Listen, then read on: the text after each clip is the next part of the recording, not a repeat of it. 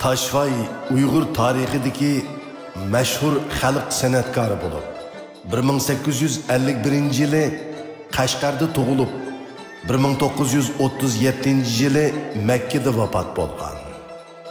Taşvayning dadisi oldingi asrning o'ttirlarida Qashqar shahrida o'tgan atoqliq otimiras To'tboyning biri bo'lgan Baqoxun degan kishi bo'lib, u shuncha puldor bo'lsa-mu, lekin oddiy sodda yuradigan, cho'ng so'rinlarda o'zini ko'rsatishni xohlamaydigan fazilatli kishi bo'lib, u o'zining yolg'iz o'g'liga oddiy qilib Tashoxun deb ism qo'ygan edi. Tashoxun keyincha el orasida Taşvay degan ism bilan mashhur bo'lgan.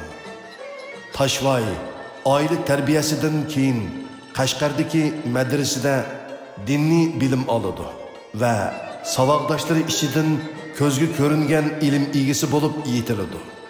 U o'smirlik chog'larida sho'x va erki o'skashga, mard palvon bo'lib yetilishni orzu qiladi. Shu chog'larda ravob chalalaydigan va naqshi aytalaydigan bo'lish mardlik va nochilikning bir sharti bo'lg'ashqa, u Qashqar Qorqu darvozasida navoiylik qiladigan Tahir ustamga haq to'lab, ravobchilik va navoiychilikni o'rganadi. Shuning bilan u o'zining maqsumchi boyvatchilik hayot yo'lini o'zgartib, ravobni o'ziga hamroh qiladi. Madraslarga ravobni ko'tarib boradi. Keyin Tashoxun Qashqarning 4 darvozasida 4 navoiyxona va panohsizlarga atab bir samovarxona ochdi. O'zi har qaysi cho'ng so'rinlarga berib, ravob anglab, qetirqinib o'rganib, uzoq o'tmay ravob chelishda dong chiqirdi.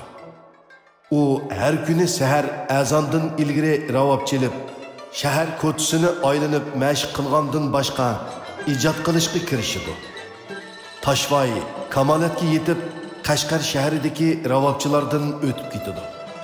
Keyin u Anjonda Matak Oqsoqol degan Qashqar ovatliq dongliq ravobchining borligini anglab, Anjonga chiqib shuhrat qozonadi. U G'arbiy Turkistonda bo'lgan chog'larda Sharqiy Turkistonda Yoqubbek hokimiyati og'dirilib, Chin xonadonligi hokimiyati qaytadan tiklanadi. Zozultan Qashqarda bir mezgil bulang-talangchilik, qirg'inchilik elib boradi. Shu qitimliq tutqunda boshqalar qatorida Tashoxunning dadisimi qamoqqa ilinadi. Taşvay Qashqarga qaytib kelgandan keyin bir mezgil navoiylik qilish bilan dadisini boqadi. U chog'larda gunohkorlarni har juma kuni yomul oldiga elib chiqib, majburiy tilamchilik qilg'izadigan odat bor edi. Tashoxun Gundupaylarning qabihliklari, gunohkorlarning noli zorlariga asosan Gundupay, Nalash, Pig'on, Oq qushqashmi donyaydi qatorliq padilarni ijod qiladi. Bu nag'malarda emgakchi xalqning ohu zorlari ifodalangan edi. Keyin turmaga o't ketib, ko'plagan kishilar qatorida Tashoxunning dadisimi o'lib ketdi. Bu chaqda Tashoxun 4 o'zgarishlik Ateş, o't degan nag'ma padi ijod qiladi.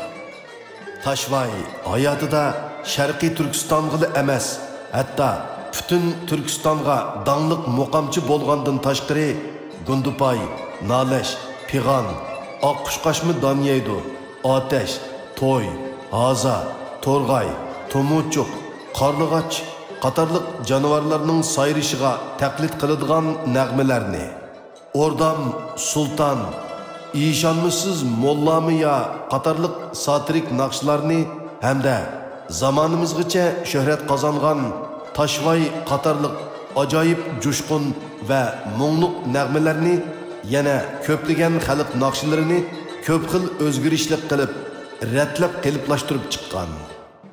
Taşvay ravob bilan har qanday bir padini o'rinlashdan burun uni muqamning cho'ng nag'masi bilan boshlab, muqam ruhini o'zining ijodiyatiga tatbiqlash jihatda ulgulik rol o'ynagan. Uning ba'zi jangovar tekstlarini ijod qilganligi ma'lum. Tashoxunning boyliqni tark etib, shahar ko'chalarini arlab ravobchilik yurganligini ko'rgan shu zamonning bir qism mutassib qozi kalollari va boylarining ko'ngliga yoqmag'achqa uni masxir qilishgan.